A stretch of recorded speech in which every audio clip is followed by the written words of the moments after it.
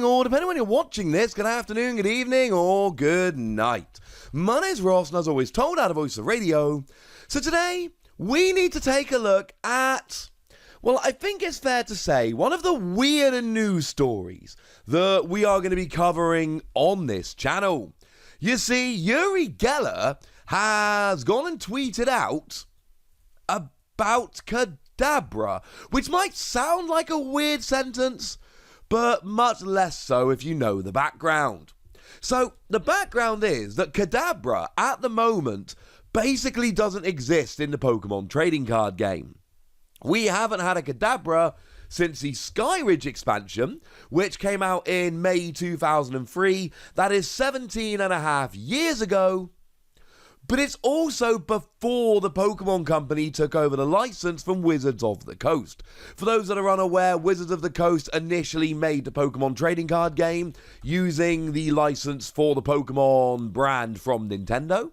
But then, after the release of what we call the e-reader series, like Skyridge, we saw that Nintendo themselves, or the Pokémon Company, a subsidiary of Nintendo, took over the license, started making the game, and never gave it back up again. So, what actually happened? Well, Yuri Geller tweeted this. I am truly sorry for what I did 20 years ago. Kids and grown-ups, I am releasing the ban. It is now all up to Nintendo to bring my Kadabra Pokemon card back. It will probably be one of the rarest cards now. No, it won't. We'll get there in a minute. Much energy and love to all. And then a link to YuriGellerMuseum.com, which, I'll be honest with you, I don't really know what it is, and I'm not really terribly interested, because that's not much to do with Kadabra, and that is our focus today. Now, I do need to give a shout out to the numerous people, like Dennis and like Vinny, who did tag me in this post and tweet at me and tell me, and a lot of people got in touch to tell me about this, and I really appreciate it. I heard some rumors, but then when Yuri Geller tweeted out, I was like, well, now this is probably the probably about the time we need to have a little bit of a chat about it. So we'll get more into the history of Kadabra in a moment, but I suppose the big question is, who's Yuri Geller and why did he stop Kadabra cards being made? Well, the answer is that Yuri Geller is, I think, illusionist is probably the way to describe him. In his Twitter bio, he describes himself as a mystifier and the most investigated paranormalist. And originated spoon bending. Yeah, that is the hook, really, of Yuri Geller in his act. As an illusionist, or whatever you want to call it. Yuri Geller bends spoons. That's Yuri Geller's thing. Well, you might notice that Kadabra bends spoons. That's kind of what Kadabra does. But then again, the evolution of Kadabra, Alakazam, also bends spoons, and we have no issue with Alakazam. Well, the difference is that Kadabra, in Japanese, is called Yungara. And the symbols used, the language, the words, so to speak, are very, very similar between Kadabra and Yuri Geller. And that's kind of the problem here. This Pokemon was very clearly based on Yuri Geller. The name is an homage, reference, call it what you will, to Yuri Geller. And you've got the spoon bending as well. And unfortunately, yeah. Now, there were lawsuits, but we don't really know what happened. And this is a standard thing, right? And I've got my degree in law. For those that don't know, I've taught law for over a decade, well over a decade at this stage. And one of the things you learn in law, or you should learn in law, is that you don't really comment unless you actually know what you're talking about. And unfortunately, when it comes to this lawsuit, most people don't. There is some information over on Bulbapedia, a very nice website I use for research. And apparently, Yuri Geller tried to sue Nintendo for £60 million, $87 million, essentially claiming that Kadabra was an unauthorized parody, which makes a bit of sense. Another rumor I heard, though this again is unsubstantiated, I can't prove this, but it's something I've heard in a number of different places, is, now I know for a fact that in the Team Rocket expansion, we got Dark Kadabra. That is something we do know for a fact. That is a thing.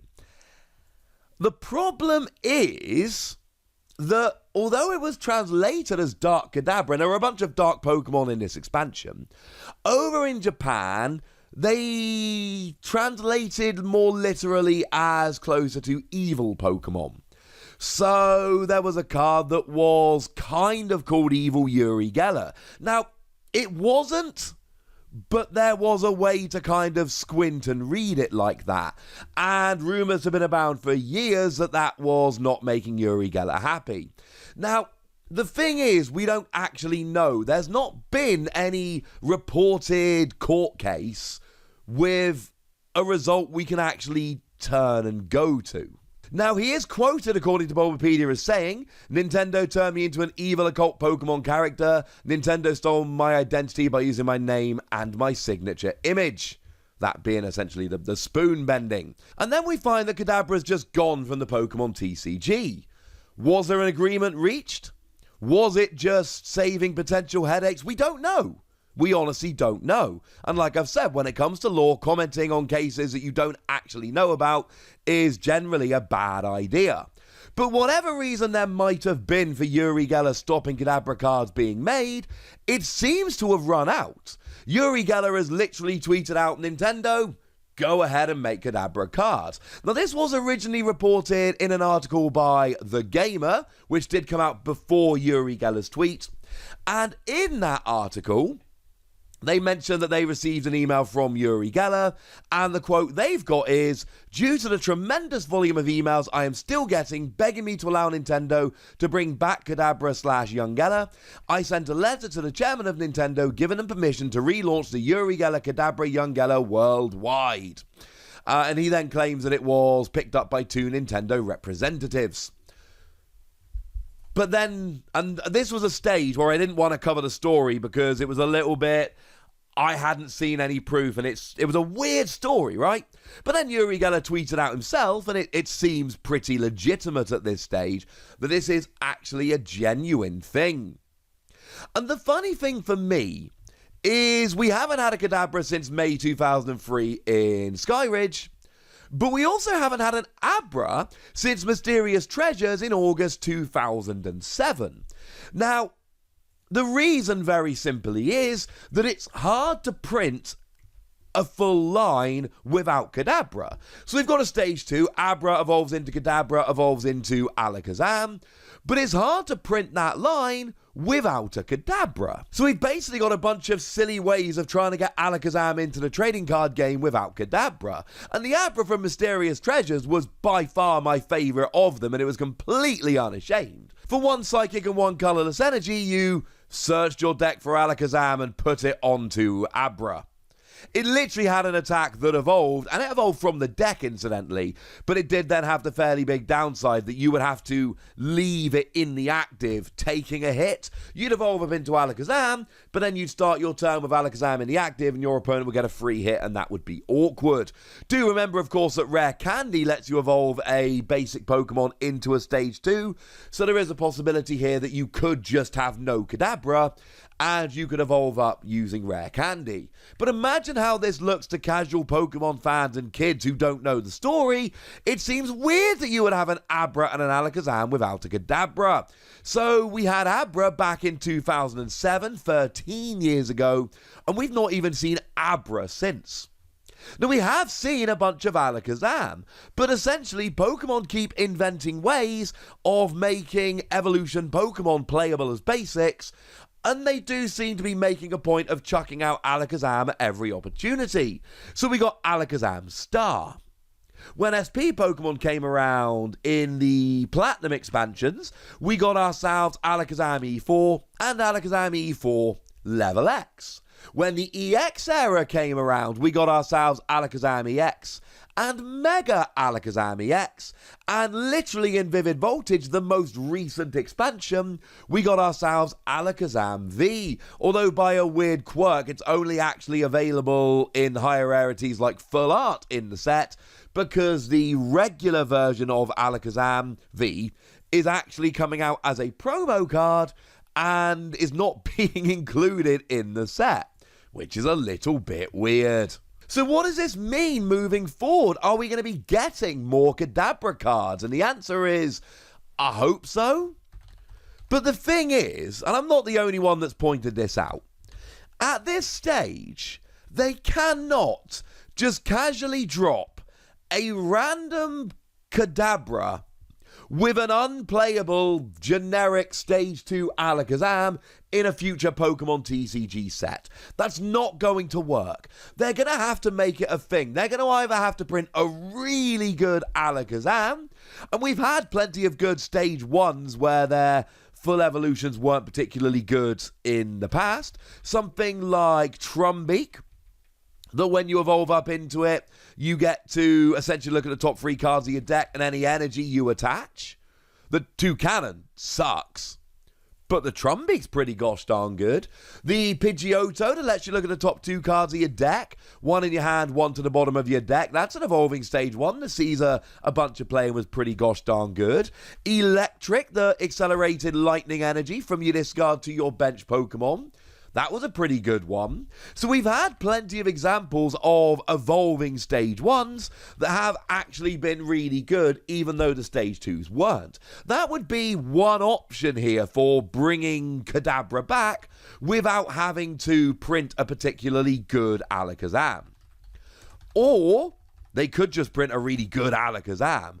But I think one way or another, when they're bringing Kadabra back, and you've got to think, this story's been picked up in a bunch of places. This story's getting a bunch of traction. This is getting good publicity. You have got to think that the Pokemon Company is going to bring Kadabra back sooner rather than later, but it's got to be a pretty good one. It's got to be. And if you ask for my prediction, and all we can do at this stage is predict, they've got to bring it back soon. It's got to be a quick thing to get Kadabra back in the TCG. As for Yuri Geller's claim that it will be one of the rarest cards now, no it won't. It is a Stage 1 that evolves. It is going to be an uncommon card when it comes out. If you're thinking, well, he's probably referring to the fact that we've not had many Kadabra cards, so it's going to be one of the least represented Pokemon. Still, no. We still had 7 Kadabra cards. Well, 5 of them, because the one from base set got reprinted in base set 2 and in the Legendary Collection. But we still had 5 different Kadabra. Compare that to Bonsly and Mantike, who have had 1 card each ever. I've done videos about them, link in the description. Well, they've had a couple of Japanese promos as well, but they don't really count out here. The point is, no. It is not going to be the rarest card, and it's not even going to be the most underrepresented Pokemon. But make no mistake about it, Kadabra's been gone for the Pokemon TCG for over 17 years. Bringing it back would be huge. And at this stage, how could they not? But now, ladies and gentlemen, I want to hear from you guys. Have you missed Kadabra? Do you want Kadabra back? And, of course, chuck some predictions down below for what you think a new Kadabra card might do. Go nuts in the comment section, but be nice. And then make sure you like this video, subscribe to this channel, follow me on Twitter at TheWassy, and Twitch for some live action at twitch.tv/PTCGRadio. If you want to support the channel, get some bonus podcasts and all that good stuff, head on over to patreon.com/PTCGRadio, where you can do exactly that. But by far the most important thing, as always, look after yourselves till next time, would ya? Thank you very much for watching. My name's Ross, and you've been watching PTCG Radio.